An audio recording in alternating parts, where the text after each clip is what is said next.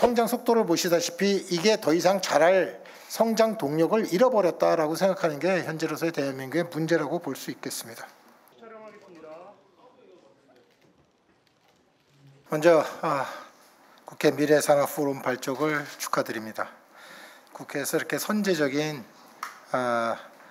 미래산업 인프라를 논의하겠다라고 시작되었고, 그래서 실제로는 이것이 산업혁신의 새로운 이정표가 되기를 정말로 기대합니다. 또 우원식 의장님, 주호영 국회의장님을 비롯해서 원내대표님들, 여러 의원님들 앞에서 경제계의 아이디어를 전할 수 있는 기회를 주셔서 대단히 감사합니다. 시간이 없는 관계로 그냥 바로 본론으로 들어가서 하겠습니다. 조금 내용이 긴데요. 들어주셨으면 감사하겠습니다. 스크린이 작아서 잘 안 보이시겠지만은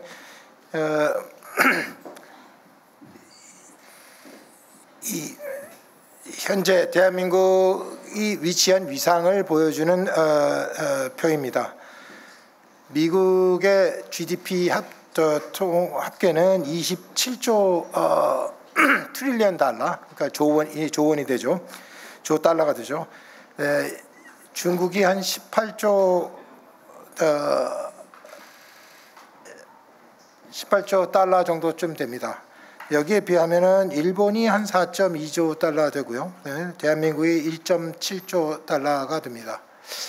사이즈로 보면서 이게 이 사이즈만 비교하시게 되면은 결국 보면 지금 저희가 중국의 한 10분의 1 정도의 경제 규모를 갖고 있다, 이렇게 말씀드릴 수가 있겠습니다. 우리는 인구가 작기 때문에 당연히 작을 수밖에 없지 않냐라는 생각도 할 수 있지만은, 결국 이 덩치가 국제 룰을 결정시키는 룰을 누가 정하느냐라는 이 문제에 힘이 됩니다. 따라서 현재 있는 경제를 주도하는 것은 미국과 중국이 주로 룰을 지형할 수밖에 없는 상황이 되고, 저희는 룰을 세팅하는 사람들이 아니라 룰을 테이크하는 사람들이 될 수밖에 없는 입장에 있다는 걸 다시 말씀드립니다. 다음은 성장 속도는 어떻습니까? 라는 거죠. 크기가 그만하면 속도는 어느 정도 되느냐라는 건데, 저희가 작지만은 속도가 계속해서 성장 속도가 빠르다고 생각하면은 이걸 다시 캐치업하면 되지 않냐라는 생각을 할 수 있는데, 실제로는 상황은 그렇지 못합니다. 저희는 얼마 전부터 미국의 성장보다도 속도가 늦습니다. 그러니까 1등보다도 늦어지면은 이 차이는 더욱더 벌어질 수밖에 없는 거고, 중국과의 속도는 더 떨어져 있기 때문에 더 차이가 벌어질 수밖에 없는 상황입니다. 저희가 좀 위안을 갖는 건 그래도 일본보다는 조금 낫다, 이걸 저희가 가질 수 있는데, 이거가 저희의 위안이 돼서 우리가 낫다라고 생각할 수 있는 그것까지는 안 될 것 같습니다. 세 번째 문제 의식에서 보시면은 이제 GDP per capita입니다. 이걸 다시 인당 GDP로 나누게 되면은 미국이 지금 한 8만 달러 정도 되고 있고요. 일본을 저희가 약간 앞질렀습니다. 그래서 일본과 거의 비슷하게 저희가 3.3, 3.4 정도쯤에 3.6 정도쯤에 지금 GDP per capita를 달성하고 있습니다. GDP per capita로 보면은 그림이 조금 나아지긴 합니다. 하지만 문제점이라고 보면은 저희가 이게 아까 성장 속도를 보시다시피 이게 더 이상 자랄 성장 동력을 잃어버렸다라고 생각하는 게 현재로서의 대한민국의 문제라고 볼 수 있겠습니다. 그럼 왜 이 성장 동력을 자꾸 잃어버리고 있냐? 이게 저희가 해부해야 될 문제인데, 그 해부의 문제점의 가장 커다란 건 여태까지 해오던 방식으로 계속해서 똑같이 할 수는 없다라는 사실입니다. 그래서 무엇인가 바꿔야겠다. 그럼 여태까지 하던 방식을 뭔가를 바꿔야 되는데, 그럼 무엇을 바꾸면은 저희가 성장을 좀 더 잘 해나갈 수 있을 것인가? 여기에 대한 저희 나름대로의 상공회의사의 이제 해법과 얘기들을 조금 더 말씀드려 보겠습니다. 첫 번째는 저희가 성공을 잘 해왔던 일들은 WTO 체제 때문에 이런 일이 생겼습니다. 그래서 저희가 상품을 잘 만들게 되면 전 세계 시장이 하나이기 때문에 결국 시장에다 내놓으면은 나름대로 그냥 다 이 소비가 일어나고, 그다음에는 저희가 물건을 잘 팔 수 있는 그런 WTO 체제는 저희의 성장으로 보면 상당히 중요했던 얘기가 됩니다. 하지만 이제 더 이상 WTO 체제가 다시 돌아올 것 같지는 않습니다. 앞으로도 향후 저희 정착자가 얘기들 하는 건 30년 이상은 중국과 미국의 패권 전쟁이 계속되기 때문에 이 헤제모니 게임이 계속되는 한은 다시 WTO 체제로 돌아갈 것 같지는 않고 보호무역주의 시대가 향후 한 30년은 지속될 거라고 생각합니다. 그럼 30년이 적은 세월이 아닌데 그동안 저희 어떻게 살아야 되나라고 생각하는데 저희가 여태까지 해왔던 저희의 비즈니스 모델, 장사를 해왔던 저희의 방법론들을 바꾸지 않으면은 지금 있는 체제에서 그대로 살아남기는 좀 어렵다라고 생각됩니다. 또 하나는 아까 맨 처음에 말씀드렸지만 사이즈 문제입니다. 이 WTO 체제는 그래도 전 세계가 합해서 하나의 룰을 세팅해서 스탠다드를 만들면 그 스탠다드에 적응만 하면 됩니다. 하지만 이 보호무역주의는 뭐 각자가 내 마음에 안 들면 언제든지 룰을 바꿀 거라고 생각하기 때문에 실제로 저희가 어느 하나의 스탠다드를 쫓아갈 방법이 없습니다. 따라서 저희가 각 모델에 저희가 적응해야 되는 혹은 또 거기와 싸울 수 있는 힘이 있어야지만은 저희가 저희의 생존을 담보할 수 있다라고 생각됩니다. 또 다른 이유를 또 하나 말씀드릴 수밖에 없는데요. 저희의 채산성에 대한 문제입니다. 그동안 수출도 늘어났고 볼륨은 커왔는데 무엇이 이 안에 또 문제냐라고 생각하면 저희가 10대 주력 상품이 거의 판박이었습니다. 10년 전하고 거의 변하는 것도 없고요. 결국 계속 같은 상품을 줄기차게 팔아왔는데 근데 문제는 채산성이 계속 악화가 됩니다. 어느 정도로 악화되냐 하면 30년 전에는 10,000원을 팔면은 800원 정도가 남았습니다. 근데 현재는 320원입니다. 이제 볼륨이 커져도 이제는 성장이 안 되는 이유라는 게 조금 더 설명이 될 수 있습니다. 돈이 남지 않으니까. 그래서 저희가 파는 구조나 저희의 이 상품을 팔아야만 합니까라고 하는 많은 문제들이 지금 현재 이제 챌린지를 받고 있다라고 생각됩니다. 그래서 그때마다 저희도 뭐 규제 혁신을 한다 그래서 여러 가지 방법론들을 계속 써왔지만은 솔직히 어느 한 방법론 갖고 이 문제를 풀 수 있진 못했다라고 생각을 됩니다. 그래서 좀 더 복합적인 문제를 저희는 다뤄야 될 필요성이 있고요. 또 수도권과 지역 뭐 이런 문제들도 저희한테 상당히 중요했고 저출산에 대한 문제도 지금 상당히 심각하고요. 고령화에 대한 문제도 다 저희에 대한 새로운 도전 과제로 떠오르고 있습니다.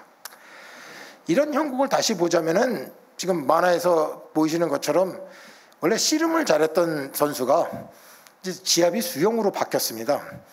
자, 수영 시합을 해보세요라고 갑자기 얘기를 하는 거나 비슷하죠. 그럼 저희는 이 수영 시합에서 저희가 잘 이길 수가 없는 상황으로 지금 직면해 있는 거고 저희는 지금 이 고통을 지금 맞이하고 있습니다. 저희가 힘이 있으면은 하다못해 나가서 안 된다. 물속에서 씨름을 하는 걸로 바꾸자. 수영은 안 된다. 뭐 이런 저희의 뭐 이 방법론이 제시가 돼야 되는데 저희로서는 그럴 힘이 현재로서는 잘 없다는 것이 문제입니다. 그래서 새로운 성장 모델을 저희가 여러분께 좀 이렇게 제시해보자 합니다. 이건 뭐 저희의 생각이고 이게 100% 옳다고만 저도 주장할 수는 없습니다. 하지만은 이제 답답하니까 어쨌든 무엇인가 개선해야 되니까 개선하는 세 가지 방법론을 저희가 가지고 왔습니다. 하나는 나홀로 한국 경제였습니다. 한국 경제만큼 다른 어떤 나라보다도 독립적인 경제 모델을 갖고 있는 데가 흔치 않습니다. 저희는 안 만드는 게 없이 이 안에서 다 만들고 저희의 국산화와 자립을 통해서 들어왔고 그다음에 저희가 남는 것을 밖으로 수출해서 이 수출 위주로 또 이 먹고 사는 그런 그 경제 형태를 갖고 있었습니다. 근데 이게 이제 혼자서는 안 되겠다. 누구하고 손을 잡을 때가 되지 않았냐라는 생각을 해볼 수가 있습니다. 왜냐하면 아까 말씀드린 대로 성장도 멈춰 있고 저희 사이즈가 작기 때문에 저희가 룰 테이커로 하다 보니 계속 바뀌는 룰에 적응하기가 상당히 어렵습니다. 그래서 저희가 살기 위해서는 누구하고 손을 잡을 필요성이 생겼다라는 말씀을 드립니다. 두 번째는 해외 인재입니다. 이게 저출산 문제하고 이제 제일 연관이 된다고 생각할 수는 있는데요. 꼭 그런 것만은 아닙니다. 어찌됐든 해외 인재를 유입해서 내수와 산업을 같이 일으켜야 될 필요성이 있습니다. 이제 어느 하나 저출산 문제를 해결하기 위해서 해외에서 사람을 유입한다. 이런 너무 단순한 하나의 생각입니다. 그렇게 해올 때 무엇까지 생각하냐면 우리가 원하는 산업도 같이 부흥시킬 수 있는 그 두뇌를 유치하는 것이 우리한테는 더 좋다라고 생각하라서 최소한 일석이조 내지는 일석다조의 항상 생각을 할 필요성이 생겼습니다. 세 번째는 수출 방식을 좀 바꿔야겠습니다. 상품 수출 좋습니다. 이걸 하지 말자는 얘기는 아닙니다. 계속해서 이건 하지만 이것만 갖고 저희가 미래를 먹고 살 수는 없는 상황이 됐습니다. 따라서 저희가 수출하는 상품뿐만 아니라 저희가 개발해야 되는 새로운 종류의 하드웨어가 아닌 소프트적인 어프로치가 좀 더 필요하다라는 말씀을 드립니다. 그래서 소프트머니를 저희가 좀 더 생각할 필요성이 있겠다라고 말씀을 드립니다. 하나하나 조금 더 자세하게 말씀을 드리면은 일본을 예로 들어왔습니다. 제가 파트너로 하는 거를 생각할 때 일본과의 그 경제적 그 협력, 조금 더 크게 얘기하면은 콜리전, 즉 병합을 생각할 수 있습니다. 이코노믹 사이즈를 좀 덩치를 키워야 되는 문제가 이 안에 존재를 한다는 겁니다. 근데 단순히 덩치만 키우기 위해서 누구랑 한다라고 하면 아니 더 큰 데랑 하면 됩니다. 미국이나 중국하고 하면 더 좋지 않냐 하지만은 솔직히 그거는 저희가 합병되는 얘기가 되는 거지. 10분의 1 이상의 이 차이가 일어나는데 저희가 가서 거기하고 이 병합을 했다고 해서 과연 우리한테 베니핏이 생길 거냐라고 말씀드릴 수는 없습니다. 그렇게 되면 거의 저희는 그냥 흡수되는 형태가 되기 때문에 그건 아마 저희 나라가 원치 않을 거라고 생각합니다. 그래서 현재로서는 제일 EU 모델 형태를 좀 더 여러분이 생각해 보실 필요성이 있습니다. 그래서 여태까지 대한민국이 독립적으로 하던 그 이코노믹 컬리전에서 하다못해 영국과 프랑스, 그다음에 독일도 이 모델들을 택하고요. 물론 영국은 하다가 나갔습니다만 어쨌든 아직도 EU가 건재하고 그렇게 하는 모델로 보면은 저희도 무언가 콜리전을 만들고 한국과 일본이 콜리전이 된다고 생각하면 이걸 좀 더 아세안 다른 국가로 더 늘릴 수가 있다고 생각합니다. 그러면 저희도 한 EU 사이즈만한 형태의 이코노미를 움직일 수 있고 우리도 룰을 강요받지 않고 우리가 룰을 만들어낼 수 있는 그런 그 위치에 저희도 올라갈 수가 있다고 생각합니다. 이걸 원한다면 저희는 이거를 해야 됩니다. 물론 이거는 공짜로 이루어지지는 않습니다. 저희도 무엇인가의 베니핏만 있는 게 아니라 저희도 무엇인가를 내놓아야 되는 문제도 있고 독립적으로 저희가 하던 기능을 같이 해야 되는 거니까 손잡고 더불어 같이 한다는 건 좀 어떤 때는 어색하고 어려울 수도 있습니다.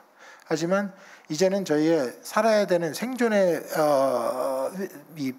위기가 계속 저희한테 몰아닥친다면 저희도 이런 방법을 택할 수밖에 없지 않냐라고 생각하고 이 방법을 모색해 볼 필요성은 충분히 있다라는 말씀을 드립니다. 다른 문제도 마찬가지입니다. 저출생 문제도 일본과는 같이 쉐어되고 있고요. 그다음에 고령화 문제도 같이 되고 있고 제조업에 편중된 것도 같이 되고 있습니다.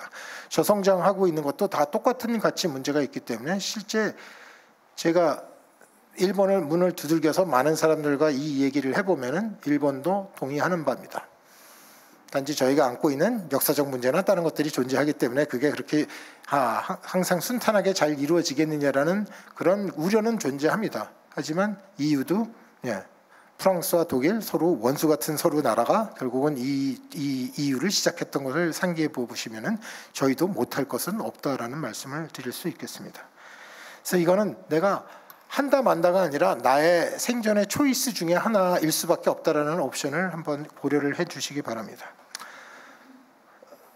그럼 그렇게 해갖고 뭐가 우리한테 도움이 되는 건데? 라는 건데 그냥 몇 가지 간단한 예를 몇 가지 드리겠습니다. 첫 번째는 한일 청정수소 협력 이 얘기를 드릴 수도 있겠고요. 한일의 LNG를 같이 공동 구매한다. CCUS라는 게 이제 카본 캡처를 얘기하는데 어쨌든 탄소 전략을 같이 또 논의를 한다. 반도체나 일본 소부장 문제도 됩니다. 이런 거 말고도 저희가 할 수 있다는 건 되게 많습니다. 하다못해 저희 대한민국 노령화가 계속되면 의료 문제도 지금 계속 부각되고 있습니다. 네, 의료 시설을 한국도 일일이 따로 짓고 일본도 다 따로 짓고 할 필요가 딱 있을까요? 라고 생각하면은 병원을 수합한다든가 하는 그 교차로 돌아다니면 여행을 가서 거기서 치료를 받는다든가 하는 다른 방법론들을 택하면은 솔직히 상당히 저희가 커버할 수 있고, 그건 뭐 저희의 보험이나 제도를 병합하면은 얼마든지 할 수 있는 일이 되고, 교육이나 그 이외에 벤처 마켓이라든가 저희가 생각해서 할 수 있다고 생각하면 최소 우리가 당장 할 수 있는 게 저희가 대한상에서 꼽아보니 한 20가지 정도쯤 바로 나옵니다. 그래서 이 많은 것들을 하다 보면 시너지가 상당히 나오고, 이 시너지는 결국 포커스가 딱 되는 게 저희의 성장, 마켓이 커지는 것도 존재를 하지만은 두 번째 저희의 목표를 노리는 것은 저비용입니다. 지금 현재 대한민국의 국가에 운영하는 비용이 점점 올라가고 있습니다. 이게 또 하나의 저희의 저성장 문제를 해치는 요인이 되는데, 실제로는 비용이 너무 고비용의 사회가 되는 것은 원치 않습니다.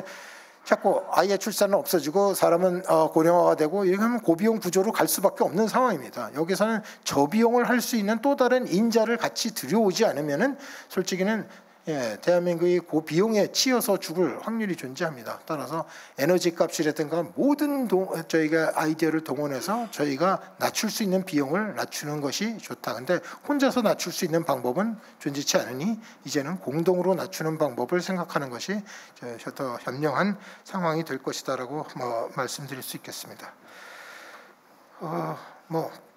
그 외에도 할 말은 많지만 그냥 넘어가겠습니다. 두 번째는 내수 확대가 필요합니다. 대한민국의 항상 문제는 수출 의존도가 크다라는 것이 항상 대한민국 경제 모델에 컸던 건데, 그 얘기는 내수가 작기 때문에 그렇다고 얘기할 수도 있는 겁니다.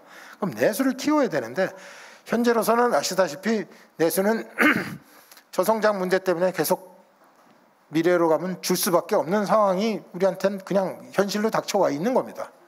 자, 이제 우리는 어떡합니까? 라는데 아까 말씀드린 대로 해외 시민을 유입하는 것이 필요로 하다라는 말씀을 드립니다. 해외 시민을 어느 정도 사이즈, 최소한 보면 저희의 목표는 대한민국의 10분의 1 정도의 인구는 해외에서 유입해 와야 합니다라는 거죠. 그래야 소비를 계속 유지를 할 수 있고 마켓을 유지할 수 있는 사이즈가 됩니다. 근데 해외 시민 유입하면 여러 가지 이민적인 문제라든가 다른 것들이 많이 생기지 않습니까? 이런 사이드 이펙트죠. 이제 부정적인 의견을 충분히 들어올 수 있습니다. 여기에도 해법은 많이 있습니다. 첫 번째는 저희가 해야 될 일은 현재 저희 대한민국이 하고 있는 방향을 일단 바꿔야 됩니다. 현재 유입되고 있는 해외에 한 200만의 해외 시민이 유입되고 있는 상황에서는 저희가 대부분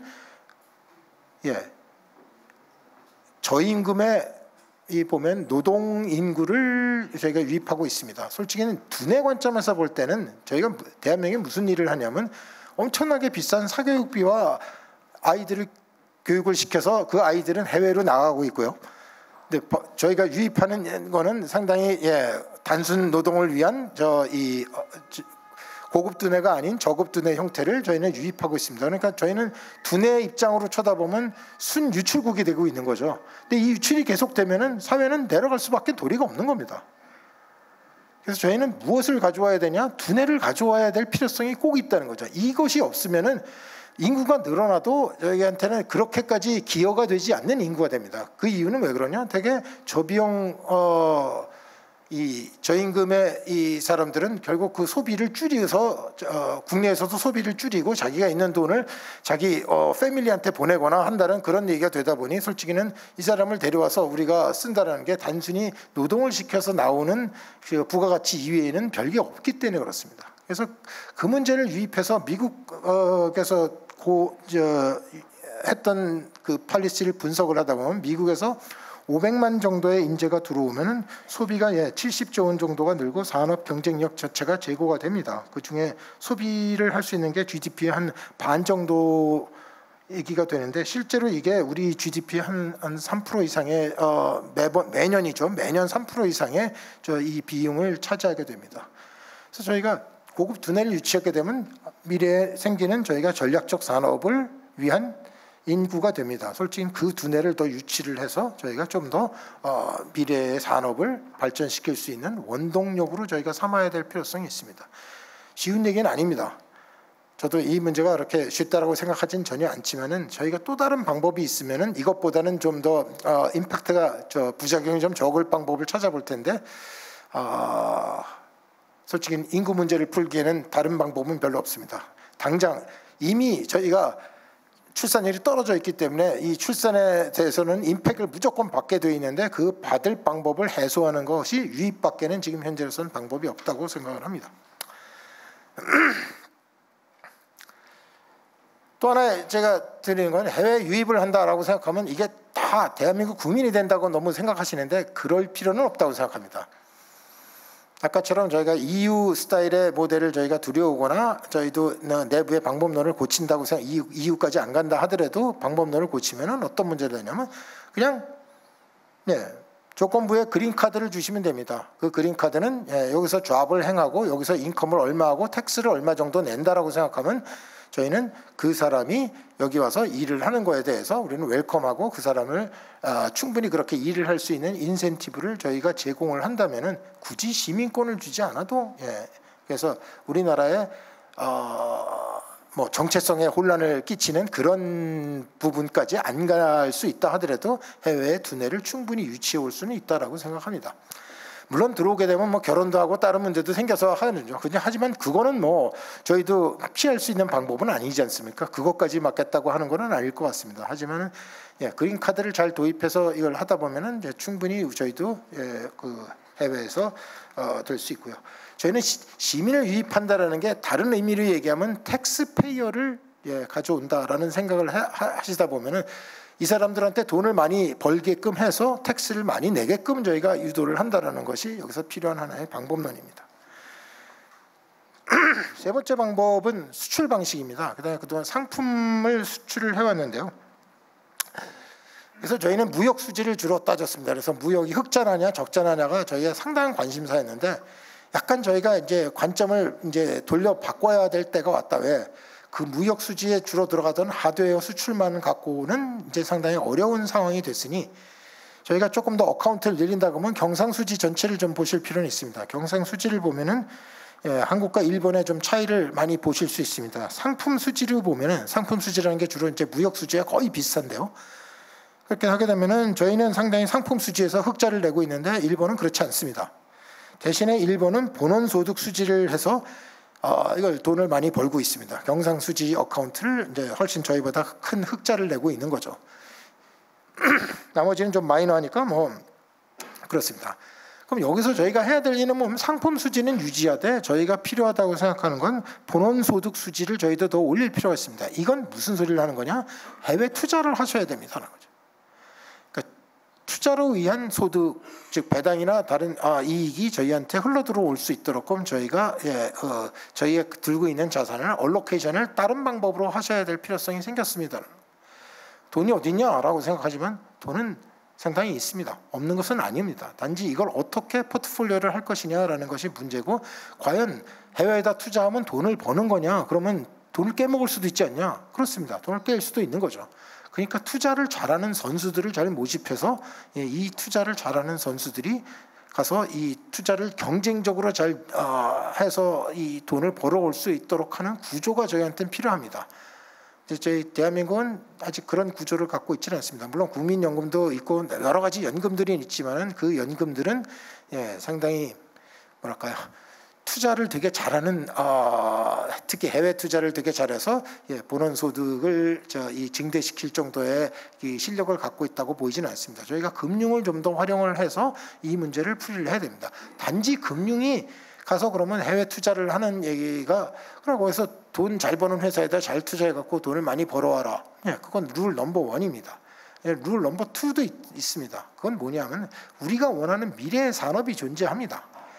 미래의 산업을 그러면 개척을 해야 되는데 어떻게 개척을 합니까? 라는 거죠. 왜냐하면 지금도 AI나 뭐 이런 종류의 얘기를 보면 남들이 투자하는 돈이나 얘기는 우리보다도 뭐 많으면 10배에서 100배 이상 차이 나는데 도대체 우리는 그러면 돈을 어떻게 모아다가 어떻게 투자를 해서 과연 AI를 어떻게 생성해서 만들어서 우리 걸로 만들어내겠습니까? 이게 저희의 숙제입니다.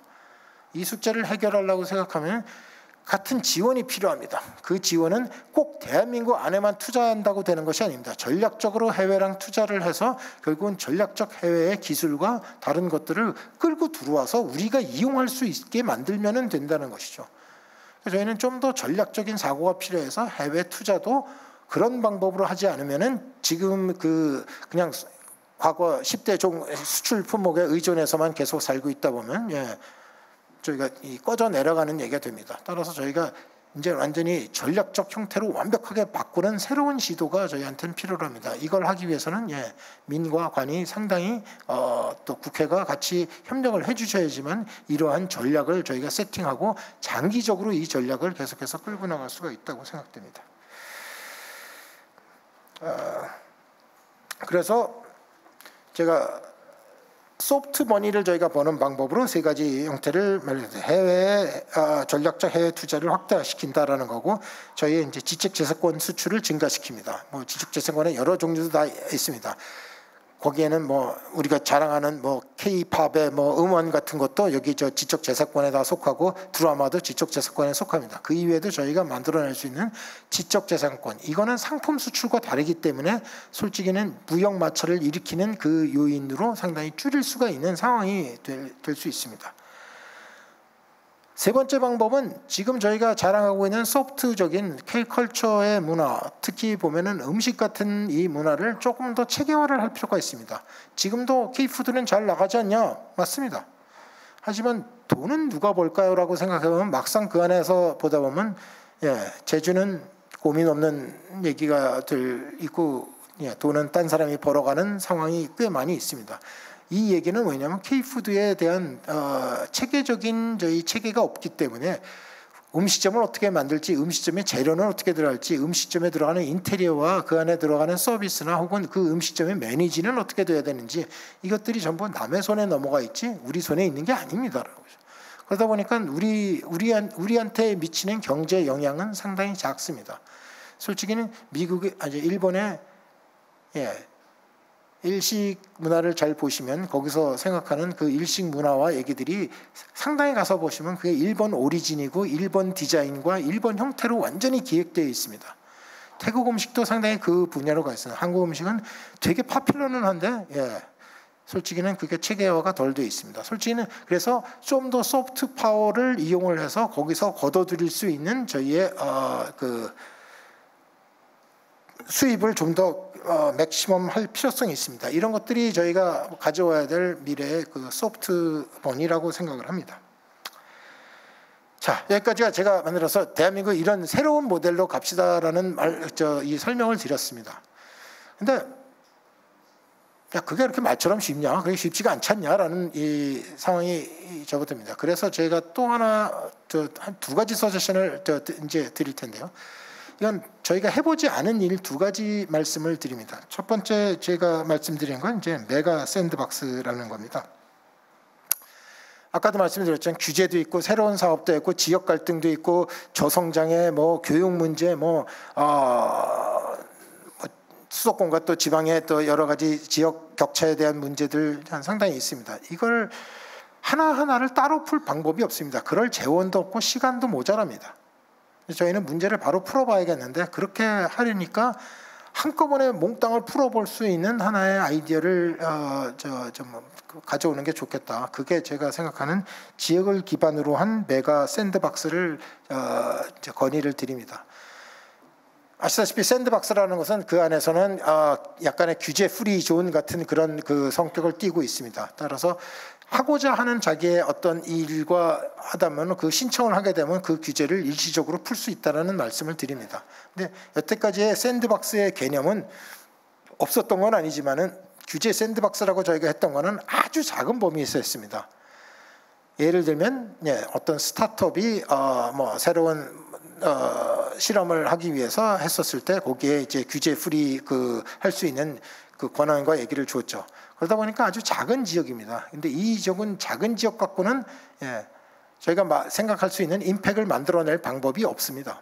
따라서 이건 아주 메가 단위의 커다란 단위로 들어간다. 어느 정도의 단위냐? 제가 생각하면 거의 도 단위, 시도 단위 형태의 단위로 들어가야 이것이 그 성공 가능성이 존재한다 이렇게 말씀을 드릴 수가 있겠습니다. 그래서 글로벌 경쟁력이 있는 좀 도시를 만들 필요성이 있겠습니다라는 새로운 제안을 드립니다. 이 도시 안에는 산업도 들어가 있고 교육도 있고 그다음에는 우리나라 사람들만 있는 게 아니라 아까 말씀드린 해외 두뇌 이 형태도 들어가 있는 상태가 되고요.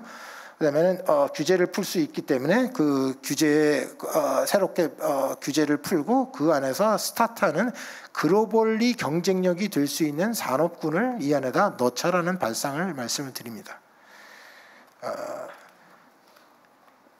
규제를 그냥 다 풀 수가 없지 않습니까? 규제가 생긴 이유가 있는데 그 규제를 몽땅 다 풀 수는 없습니다. 하지만 어느 한 지역에는 풀어볼 수 있지 않겠습니까? 그 규제가 과연 정말로 어떤 임팩을 하는 건지에 대해서 어느 장소에다 풀어보면은 그 규제가 계속 유지가 되는 것이 좋은지 그 지역에 계속 둬야 되는지 말아야 되는지 저희의 선택사항이 나올 거라고 생각합니다.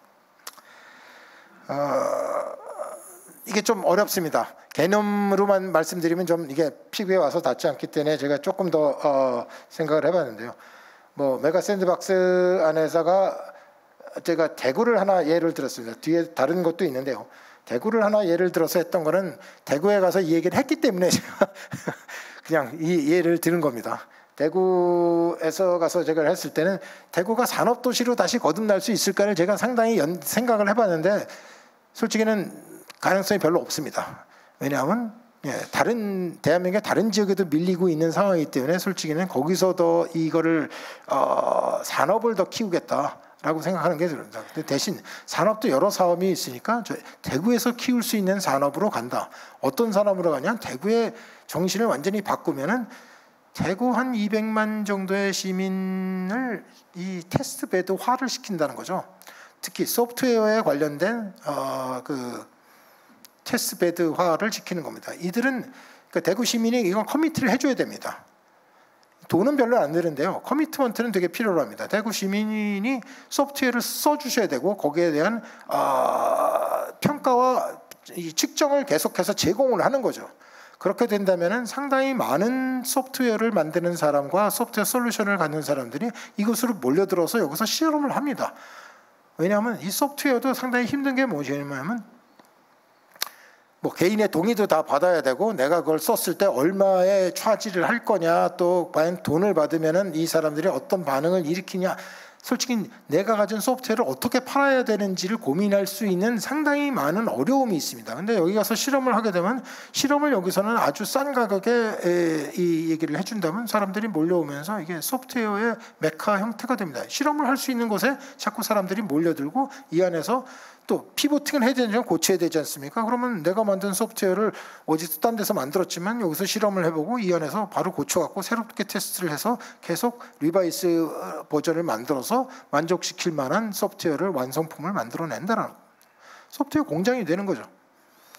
그러니까 굳이 저희가 공장을 만들고 뭐 산업단지를 만들어서 뭐 땅에다가 뭐 건설하지 않아도 우리는 할 수 있는 일들은 존재한다는 겁니다. 이걸 하기 위해서 이걸 진전하기 위해서 대구시는 이 안에다가 이제 데이터를 모집할 수 있는 데이터 센터를 만들어 줘야 됩니다. 시민들이 쓰고 어떻게 반응을 하고 움직인다는 기본적인 데이터와 데이터 플로우를 잘 만들어 주면은 여기 또 자연스럽게 그 인프라스트럭처가 깔리면서 계속 빨려 들어갑니다. 그렇게 되면 대구라는 곳이 소프트웨어를 충분히 전 세계에서 경쟁력 있게 만들 수 있는 형태로 돌아갈 수 있다라고 생각합니다. 뭐 그 이외에도 여러 가지 새로운 뭐 아이디어는 얼마든지 더 낼 수도 있습니다. 길기 때문에 간단히 줄이면은 다음번에 생각하는 거는 저희는 뭐 제가 이런 도시마다 좀 생각을 해왔고 했더니 이런 제 결과는 안 돼. 모든 걸 제가 다 스터디하지는 아직 못했습니다만은 아까 대구가 스마트 파워 그 형태의 그 메가 샌드박스를 만든다면 울산은 제조 AI를 만들 수 있는 샌드박스 형태를 들어가야 된다. 제주도 금융으로 가자. 솔직히는 이 말은 조금 더 세게 얘기하자면 약간 그 텍스 프리 지역을 만들 필요성이 저희가 있다라고 보입니다. 그래서 미래에 보면 중국이나 일본 그 이외에 다른 돈을 저희가 끌어당겨서 이걸 하다라고 보면 금융 허브로서의 얘기를 들어가려면 저희가 아주 좋은 위치라는 게 제주도에 저런 포텐셜이 존재한다라는 말씀을 드리고요. 전주로 보면 아까처럼 K푸드 그 형태를 만들 수 있다고 생각합니다. 여러분 K푸드를 만드는데 음식을 그냥 만든다라는 게 너무 요새 먹방이 너무 유명하다 보니까 음식 만드는 데만 들어가 있는데 음식을 만드는 것보다 더 큰 건 음식을 만드는 주방을 만들거나 그릇을 만들거나 기계를 만들고 그걸 자동화하는 로봇을 만드는 그 뒷단으로 들어가야 진짜 돈이 되는 그 산업으로 저희가 변할 수 있습니다. 그래서 그 산업을 키우는 이 형태로 가야 됩니다. 셰프만 만들어서 일이 되지는 않습니다. 네, 두 번째 서제션입니다. 앞에 있는 메가 샌드박스를 저희가 쓰게 된다면은 지방의 활력과 몇 가지의 저희가 갖고 있는 문제점을 잡을 수 있다라고 말씀드립니다. 두 번째는 이제 훨씬 더 좀 생소하신 모델인데요. 사회 성과 인센티브라는 말씀을 드립니다. 이 말씀은 뭐냐면은 기업을 저희가 하면서 보다 보면 사회적 책임을 다해라 이런 말씀을 상당히 많이 듣고 사회적 책임을 저희도 하기 위해서 무엇인가를 합니다. 근데 그걸 저희가 되게 잘하느냐 하면은 잘하지 못합니다. 그 이유를 저희가 막 분석을 하다 보면 아니 사회적 책임을 하는데 사회적 책임을 요만큼 하나 이만큼 하나 돌아오는 얘기는 비슷합니다. 누구도 측정을 하지는 않는다는 거죠. 얼마만큼 그래서 너희가 사회적 책임을 잘한 거야 라고 했을 때 들어오면은 누구도 그걸 평가하거나 측정해 주지 않습니다. 측정을 안 하니 측정을 안 하는 곳에서는 하는 척을 하는 사람이나 진짜로 하는 사람이나는 별 구분이 안 갑니다. 이게 저희가 갖고 있는 여러 가지 사회에 관련된 가치적인 문제가 이 안에 발생이 됩니다. 그래서 착한 일을 한다 하더라도 얼마나 착한 일을 얼마나 많이 크게 한 거냐에 따라서 이게 구분될 필요가 있는데 우리는 그런 방법을 잘 택하지 않습니다. 그냥 착한 일은 착한 일. 그 사람이 할 수 있는 최선을 다했으니까 그렇다라는데 그렇게 되다 보니 경제 개념이 이 안에는 들어가지 않는 문제가 됩니다. 경제 개념이 안 들어가면 무슨 문제가 생기냐면 리소스 얼로케이션이 안 됩니다. 자원 분배를 할 수가 없는 거죠. 왜냐하면 어딘가 일이 훨씬 임팩이 더 큰 곳에 자원을 많이 투입해야 임팩이 더 커져서 사회가 나아지는 효과가 더 큰데 그걸 제대로 조절하는 기능 자체가 사라지는 겁니다. 그러다 보니까 제가 생각하는 데는 저희 사회에 안고 있는 문제가 여기 있다라고 생각합니다. 이게 어떤 때 보면 저희가 이제 민주화라는 것과 저희가 갖고 있는 자본주의 간에 어찌 보면 약간의 괴리라고 얘기할까요? 근데 그 괴리를 풀 수 있는 하나의 방법론 중에 하나라는 것이 이 사회 성과를 어떻게 측정하느냐. 그래서 그 사회 성과를 측정을 해서 그 사회 성과를 많이 만든 사람한테 리워드가 가도록 해서 보상이 갈 수 있는 시스템을 마련을 한다면은 지금에 있는 민주화의 문제와 자본주의의 문제라는 것을 저희는 잘 풀어나갈 수 있는 그래서 사회를 안정시킬 수 있는 하나의 또 방법이 될 수 있다라고 생각합니다. 말이 길었습니다만은 간단한 몇 가지 얘기를 들여다보면 그렇습니다. 정부 보조금을 저희가 그동안에 복지 예산을 많이 풀어서 이걸 줍니다. 하지만 실제로 저희가 하다 보면 비효율이 상당히 많습니다. 비효율이 많게 되는 게 실제 지출 승수가 1 미만이 됩니다. 이건 한국은행에서 나온 얘기가 되고요. 따라서 저희가 100원을 쓰게 되면은 실제로 돌아오는 임팩이 들어가는 게 한 0.33 정도쯤 됩니다. 이건 거의 전 세계적인 연구 형태로 나온 그 얘기가 됩니다. 따라서 그 중간에 다 돈이 새는 거죠. 나는 100원을 썼는데 결국 33원밖에 실제 임팩이 안 일어난다는 거죠. 이 개념 중에는 그 돈을 다이렉트리 그렇게 쓰려고 생각하지 말고 시장을 만들어서 메커니즘을 만들게 되면은 솔직히는 승수 효과가 그 안에 생깁니다. 그 승수 효과가 생기면은 1보다 더 커집니다. 저희가 생각하는데 복지 예산을 쓰시고 이 예산을 써서 집행을 할 때 이걸 갖고 어찌 보면 사회 성과를 다루는 이코노미, 경제를 따로 만드실 수가 있다라는 말씀을 드립니다. 이 얘기는 작지 않고 엄청나게 큰 임팩이 되고 솔직히 이걸 통해서 저희가 상당히 많은 조합도 마련할 수 있고 솔직히 국회의원 많은 여러분들이 다뤄야 되는 문제가 사회 문제 아닙니까? 사회 문제를 누군가 풀어야 되지 않습니까? 누가 풉니까? 라는 거죠. 지금은 정부의 예산을 통해서 결국 정부대로 그걸 풀라고 얘기를 하지만 정부가 그걸 정말로 효과적으로 잘 풀 수 있습니까? 라는 거죠. 한계에 부딪힌 겁니다. 옛날보다는 훨씬 더 복잡하고 어려운 문제들이 많이 있기 때문에 정부도 그 모든 문제를 다 풀어내기는 상당히 어려운 거죠. 그러다 보면 저희는 이제 마이크로하게 문제를 푸는 해결사들이 좀 더 필요하다고 생각합니다. 근데 그게 주로 보면 사회적 기업이라든가 아니면 일반 기업도 그 인센티브를 주면 저희도 사회 문제를 풀겠습니다. 그렇게 되면 사회 문제를 푸는 아주 많은 사람들 같이 모이니 이 문제를 훨씬 더 효과적으로 잘 풀 수 있겠습니다라는 게 사회 성과 인센티브를 제가 제안하는 이유가 됩니다. 말로만 떠든 게 아니라 한 10년간 제가 했습니다. 10년간 해보니까 어떤 결과가 났냐면 제가 715억 원의 솔직히는 사회 성과 인센티브를 현금으로 지급했습니다. 10년 동안에. 저희 회사죠. 제가 했다라고 얘기하면 좀 어폐가 있고요. 회사가 이 지불을 했는데 실제로는 그게 5천억 원의 효과를 가져왔습니다. 그러니까 어찌 보면 매년 통해서 갖고 왔던 얘기라는 게 이런 성과금을 준다. 즉 뭐냐면 사회 성과를 측정을 합니다. 제가 실험했던 대상은 사회적 기업이었는데 그 사회적 기업이 얼마나 사회에 가치 있는 일을 했느냐를 측정을 한 거죠. 그래서 그 측정한 만큼에 대해서 거기에 솔직히 25% 정도를 저희가 현금으로 지급을 해줬습니다. 그게 715억 원이 되는 거고 그랬더니 이 사람들이 계속 인센티브가 생기니까 왜냐하면 거기도 돈을 벌고 살아야만 하는 기업이다 보니 내가 사회 성과가 많이 나올 수 있는 방법이 있다 하더라도 돈을 계속 잃어버리면 자기가 지탱할 수 없으니 이걸 할 수가 없는 거죠. 따라서 사회 성과를 만드는데 돈이 들어오는 방법론으로 이게 바뀌니 이 사람은 사회 성과를 만드는데 훨씬 더 포커스를 할 수 있는 얘기가 되고 실제로는 이 사회 성과가 늘어나가는 얘기가 됩니다. 다음 페이지.